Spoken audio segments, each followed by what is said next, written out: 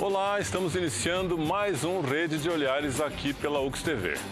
Estamos em plena Semana Farroupilha. E o Rede de Olhares, como não poderia deixar de ser, está também atento a esse tema, o tema e as diversas manifestações que envolvem este 20 de setembro. Para debater esse tema sobre tradicionalismo, aliás, o tema do nosso programa é tradicionalismo, o surgimento do mito do gaúcho. Nós temos aqui convidados muito especiais. Aqui o Luiz Antônio Alves, que é escritor e historiador. Aliás, depois nós vamos falar, ele está lançando um livro também, daqui a pouco mais na Feira do Livro.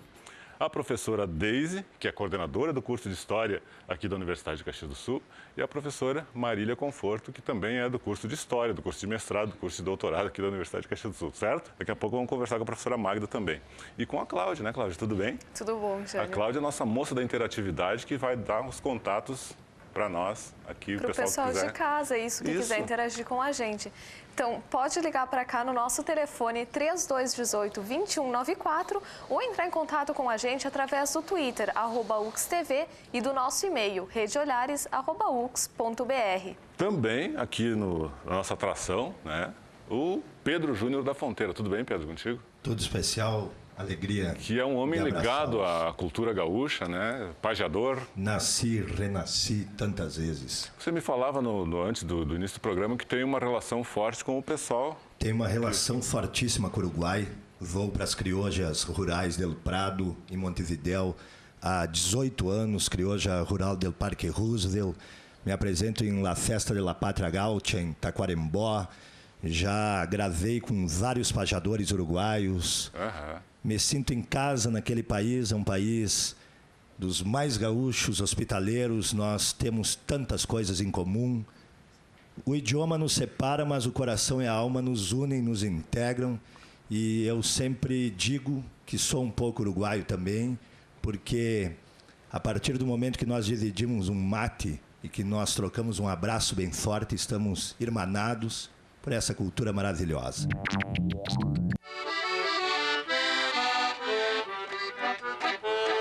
Que tradição é essa? Ser gaúcho é o rastro de sonhos do nosso pago. Participar do tradicionalismo, aí do laço, do churrasco. Aqui no acampamento Farroupilha, em Caxias do Sul, famílias inteiras vêm preservar as tradições que compõem o imaginário do gaúcho, um mito construído ao longo da história. Nessa ocupação que se dá desde o início do século XVII até o século XIX, a gente não tem uma literatura no Rio Grande do Sul.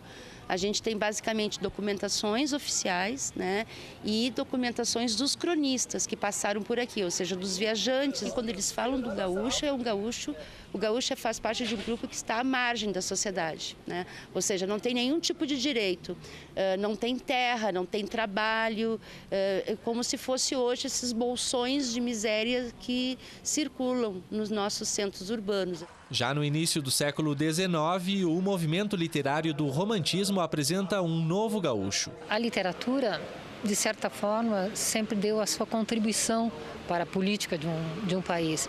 E a literatura romântica brasileira, ela criou um mito, ela buscou um mito que pudesse ser uma imagem positiva, representativa da nacionalidade. Imagem reforçada com a literatura regionalista do início do século XX. São autores preocupados em definir os heróis da história, definir as paisagens simbólicas, definir os grandes fatos históricos também, definir o que é o caráter desse homem, o que é o tipo físico dele, o que é a sua comida típica, a dança típica, a árvore símbolo, o animal símbolo. Isso tudo vai sendo gestado dentro da literatura, não é um processo totalmente linear, mas é um processo que até os anos 30 consegue já constituir um patrimônio considerável de ideias a respeito do que é esse ser gaúcho, do que caracteriza, na verdade, essa identidade regional. Muito bem, nós podemos começar com a professora Marília, né? Professora, o que a senhora acrescentaria? Eu chamo a atenção que a literatura é um gênero que conta a história do Brasil e participa da formação do Estado Nacional, né? No próprio processo da independência, 7 de setembro, há poucos dias, né? O projeto político-literário iniciado por José de Alencar, ele marca essa nacionalidade brasileira, né? Construindo quem são essas figuras importantes. Uma outra coisa importante que esses cancioneiros nos dão, né? Tanto o cancioneiro como os viajantes, é que essa prática cotidiana do gaúcho, a lida campeira, o trato com o gado, a charqueada, se parece muito com... Você apaga um pouco as fronteiras territoriais entre o Rio Grande do Sul e o Uruguai, por exemplo. Então, toda essa base que está hoje, que forma o cotidiano e forma esse conjunto de tradição, aparece já nas práticas, no cancioneiro popular e no texto literário. Queria ouvir um pouquinho o Luiz Antônio Alves, para também faz estudos em relação a essa questão do tradicionalismo, do gaúcho, né, Luiz Antônio? Queria que tu desse uma palhinha sobre isso. O gaúcho é formado por vários elementos culturais. O aspecto econômico é muito importante, que ele também se integra essa ideia do que é o gaúcho, porque nós vivemos numa sociedade agropastoril desde o século XVI, XVII, XVIII, e também em termos de genealogia também é muito importante a gente destacar. A formação do gaúcho, ela é uma combinação de várias origens culturais de vários pontos geográficos diferentes do mundo e do Brasil. E cada um desses elementos de várias regiões do mundo e do Brasil trouxeram sempre alguma coisinha que permaneceu com o tempo, apesar de alguns elementos forem esquecidos, outros se acoplaram. Então nós tivemos uma formação muito interessante com vários elementos, mas nunca esquecendo que essa formatação do indivíduo gaúcho, ela recebeu combinações de várias origens geográficas. Como é o seu nome, por favor? Héctor. Héctor. Você conseguiu ouvir os professores que falaram ali, principalmente o Luiz Antônio Alves, que é escritor, falou dessa relação do povo gaúcho com os uruguaios. Você sente isso no Uruguai, essa relação próxima, do ponto de vista histórico também? Hay un historiador uruguayo que define muy bien la situación del gaucho en el Uruguay y dice que es una situación variable. Entonces dice el paisano o el criollo que se desgracia, se convierte en gaucho. El gaucho que se aquerencia se convierte en paisano. Y precisamente la figura del gaucho es una de las que más aparece ahí. Coincido en que hay después una idealização em todo el rol que cumple en las luchas y en la independencia. Só destacando que essa turma que está aqui, a turma de estudantes, vieram para um intercâmbio, né, professora Magda? No CETEC, basicamente no CETEC, né? Professora Deise, a senhora ouviu o que o professor falou? É por aí? Concorda com alguns pontos da fala dele ou não concorda? Não é questão de concordar ou discordar, né, colega? Mas a história é uma ciência em construção, né? E a gente tem diferentes abordagens sobre a construção desse mito e desse tipo característico que hoje nós elegemos como sendo gaúcho. Se nós pegarmos o Félix de Azarra, que é uma das nossas contribuições primeiras, né, dos cronistas, dos viajantes que passaram por aqui, exatamente pela função da demarcação de limites de 1750, ele vai deixar uma das grandes contribuições, inclusive, que vai servir de base para o Saint-Hilaire, por Nicolau Dreis, por Arsène Isabelle, Conde D, Aimé Bamblin, e assim vai indo, né? E a gente observa que esse tipo não se enquadra dentro da visão tradicional, né? Esse tipo, ele é um tipo mestiço, né? Logo, tanto para a coroa portuguesa como para a coroa espanhola, um tipo que não é reconhecido, porque a sociedade tanto lusa como espanhola era uma sociedade que escolhia os seus homens bons e eles tinham que provar a sua branquidade, né? E o gaúcho surge exatamente do cruzamento desses encontros culturais com o negro, né, e com o indígena. Pedro Júnior. Eu quero fazer um adendo. Diga lá. Duas obras, e tenho a honra de ser formado aqui pela UX em letras. E tem uma obra que eu acho importantíssima na área literária, chamada Martim Fierro, do José Hernandes, que foi escrita nos 3 países, na Argentina, no Uruguai e no Brasil, em Santana do Livramento, onde José Hernandes concluiu essa obra num período que ele ficou fugido no Brasil.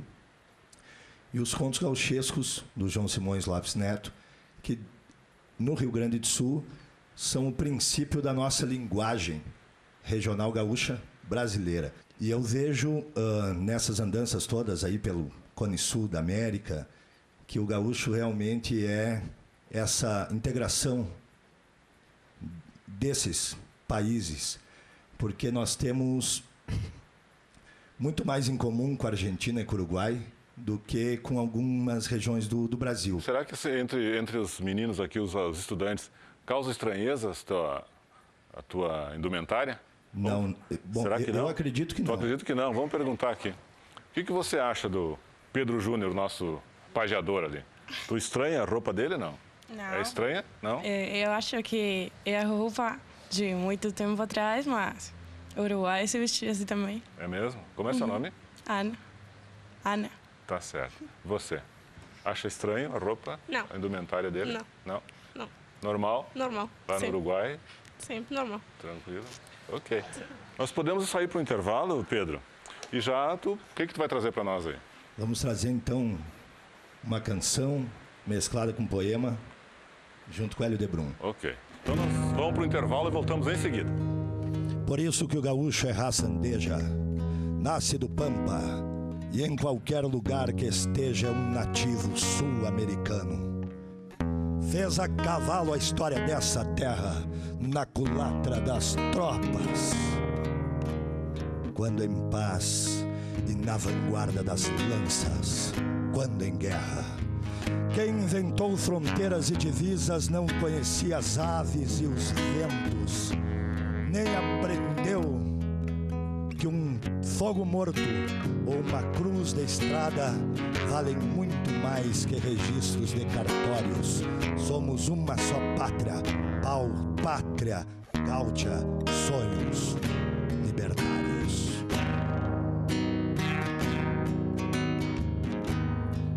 Os maricás estão botando flor.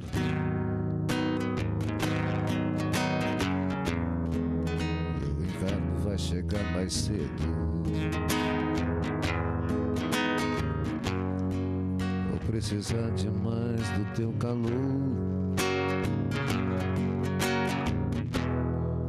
O nosso amor já não é mais segredo. Os meus pelegos têm carências tuas. Quando sozinho me recolho ao leito, acalantando esperanças nuas que se alinharam dentro do meu peito. Juntei a lenha e muito nó de pinho, fiz nosso ninho perto da lareira. Todas as noites tomaremos vinho, nos amaremos pela vida inteira. As nossas noites serão sempre quentes. Estamos de volta com o Rede de Olhares, hoje discutindo o tradicionalismo, o surgimento do mito gaúcho aqui pela UX TV, canal de identidade. E estamos recebendo aqui uma série de convidados especiais, alunos do Uruguai, de Montevidéu, né? Professores também de Montevidéu, Pedro Júnior, nosso pajador, e seu acompanhante, que é isso aí, professor Luiz Antônio Alves, professora Deise, professora Marília Conforto, debatendo essa questão do 20 de setembro, questão do gaúcho, e vamos trazer de cara, antes de chamar a enquete, vou falar com a Claudinha, já ia me esquecendo, Cláudio, não posso esquecer de ti. Como é que o pessoal faz para entrar em contato conosco? Jane, o pessoal de casa, então, né, pode pegar o telefone e ligar para cá no 3218-2194 ou entrar em contato com a gente pelo Twitter, @UXTV, e também pelo nosso e-mail, redeolhares@ux.br. Vamos chamar a nossa enquete, então, Viviane? Podemos chamar? Então vamos assistir uma enquete que a gente foi às ruas, a nossa equipe foi às ruas, para depois voltar aqui para o estúdio e conversar com o pessoal. Vamos lá. Para o senhor, o que é ser gaúcho? Gaúcho para mim é tudo. Nasci gaúcho, danço chulas, invernada artística desde 5 anos de idade. Eu não ser gaúcho só na Semana Farroupilha, usar bombacha e bota diariamente, como a gente costuma fazer, né? Isso aí é só aqui no estado que tem, né? Essa união aí que o pessoal se reúne para fazer isso. Para honrar a tradição, é só aqui no estado, não podemos deixar morrer isso aí. Veio de Santa Catarina, como é que tu pegou essa cultura mais do gaúcho, hein? Mas é que os catarinos são mais gaúchos que os gaúchos. Ah, é? Mas, claro, o gauchismo, né? Até essa coisa do acampamento mesmo. O acampamento, não deixar terminar, né? Para sempre ir seguindo, né? Me criei na lida de campo aí, sou da fronteira, né? E gosto. O tradicionalismo aí é muito bom, cara. E tem prova para quem gosta e a incentivação é gurizada nova mesmo. Luiz Antônio Alves, você quer comentar um pouquinho essa questão do pessoal que vem de fora, Paraná, Santa Catarina, até de outros estados mesmo, vem para cá e já meio que incorpora essa cultura, né? Eu até gostaria de acrescentar alguma coisa, porque a formação da identidade de um grupo social, de um povo, como a gente costuma dizer, depende muito da filosofia, da reflexão e da inspiração nas artes, como a gente viu aqui na música, na poesia, né? Na literatura, na dança. Então, isso faz com que fortaleça esse pensamento de unidade desse grupo. Mas a gente tem que perceber determinadas diferenças. E a principal delas é aquele que ainda mora, aquelas famílias no campo, na campanha, no interior, e aquelas que vivem na cidade. E aquele elemento híbrido que ainda não se desligou totalmente das suas raízes no campo e que mora na cidade. Então o gaúcho, na verdade, essa imagem que foi criada, ela não é tão homogênea assim. Ela tem uma certa divisão cultural, territorial, inclusive dentro do Rio Grande do Sul.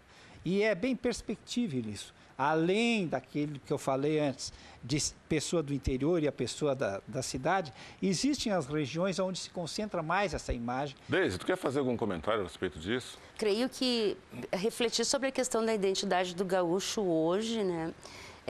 E pensar no gaúcho, nesse significado dessa palavra hoje, eu acho que é o termo que une alemão, italiano, né, todos os elementos sociais que habitam, né, o Rio Grande do Sul. Historicamente, né, a gente não pode deixar de se referir que o elemento gaúcho teve uma outra conotação diferente da atual, né?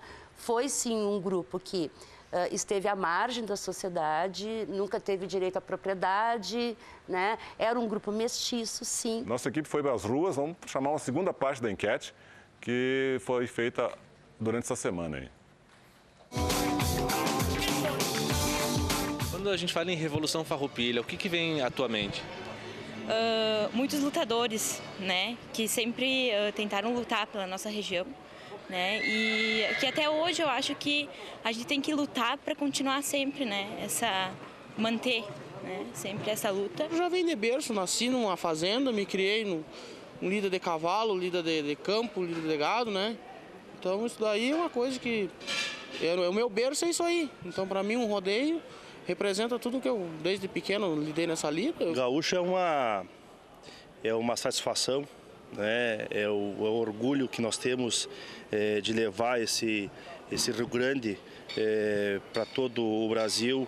É mais do que uma república, né? É um valor que nós temos como homem. O senhor pretende passar também para as próximas gerações da sua família? Com certeza. Minhas filhas já andam a cavalo, elas já usam bombacha, bota, né? Realmente essa tradição vem de pai para filho e eu já estou levando para minhas filhas também. Muito bem, mais uma partezinha da nossa enquete aí, o pessoal falando sobre essa importância, né, do tradicionalismo aqui no Rio Grande do Sul. Eu vou falar com os professores aqui, vou começar por aqui.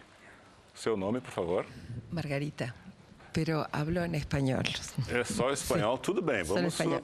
Despacito. Bien. Então, com relação a essa questão da importância do tradicionalismo, no Uruguai, valoriza-se bastante isso? Sí, en este momento, en Montevideo, está la Semana Criolla, que más o menos tiene es muy parecida. Y si vemos a los representantes de la Semana Farroupilha, cualquiera de ellos podría ir a la Semana Criolla y no llamaría la atención, sería lo mismo, porque hay payadores, canto, muestran su modo de vida, sobre todo las cosas del campo. Vamos passar para cá. Seu nome, professor? Eu sou o Daniel, sou aluno do curso de História. Ah, tu é aluno do curso de História, então. Curso de História. Podemos conversar também a respeito disso. Tem uma pergunta específica para você. Essa relação, esse amor que o gaúcho tem pelo Rio Grande do Sul, esse amor à terra, como diz na canção, no hino do Rio Grande do Sul, o que você acha disso? Então, é muito questionado esse amor quando a gente busca as raízes dessa questão e descobre que um contexto social muito adverso do que se cultiva hoje. Então a gente não consegue muitas vezes dar uma relação correta a esse amor a um gaúcho histórico do período. Eu quero fazer um adendo que é para um outro movimento paralelo ao tradicionalismo chamado nativismo, que surge em 71 em Uruguaiana com a Califórnia da canção nativa e dá um outro tempero para a nossa cultura regional. Hoje seriam dois movimentos paralelos, o tradicionalismo e o nativismo, que comungam, entre aspas, da mesma ideologia, mas trabalhados de formas bem diferentes. O MTG, o tradicionalismo cheio de regras, e o movimento nativista, um movimento mais artístico. Um pouco a questão do amor à terra, né? Desse orgulho que o povo gaúcho sente pelo Rio Grande do Sul. Como é que a senhora vê isso? Eu te diria que, como foi falado aqui, é importante a gente diferenciar cultura regional, né? O termo regional, ele se refere em dois sentidos, à região geográfica, e daí porque não causa estranheza a um uruguaio olhar a pilcha gaúcha e ele se sente em casa, né? Tanto o gaúcho em Montevidéu como o gaúcho de Montevidéu Gaúcho aqui no Rio Grande do Sul. Para finalizar, um conjunto de obra muito importante que é do Ciro Martins, que conta esse gaúcho que está perdendo o campo, que está perdendo o cavalo e que só lhe resta o conjunto de tradições. Eu acho que isso é muito importante deixar como elemento formador e de reflexão sobre o gaúcho. Certo. Pedro, vamos encerrar o programa contigo, né? O que vai trazer para nós aí? Vamos cantar, então, um tema do Aparício Silva-Rilo, com música de Vinícius Brum sobre o chimarrão. E o chimarrão macanudo vai entrando pelo sangue. Vai melhorando as macetas, curando as juntas doridas como água arisca de sangue sobre loncas ressequidas. E o peito avoluma e arqueia como um cogote de potro, e as lentas se abrem todas por cheiro de madrugada, potrilhos em disparada num setembro de alvoroto. A bomba do mate ficaram teus lábios e um gosto maduro de mel de mirim. E se não matei-o depois que partiste, é que ando triste, perdido de ti. A bomba é uma bomba de penas trançadas, e a cuia morena seu ninho vazio. E agora que foste chegou o inverno, e as águas do mate tiritam de frio. Às vezes meus lábios recordam os beijos que a bomba trazia de ti para mim. E o mate de ontem me lembra que que tudo que é doce a princípio se amarga no fim. Por outras me indago se não vale a pena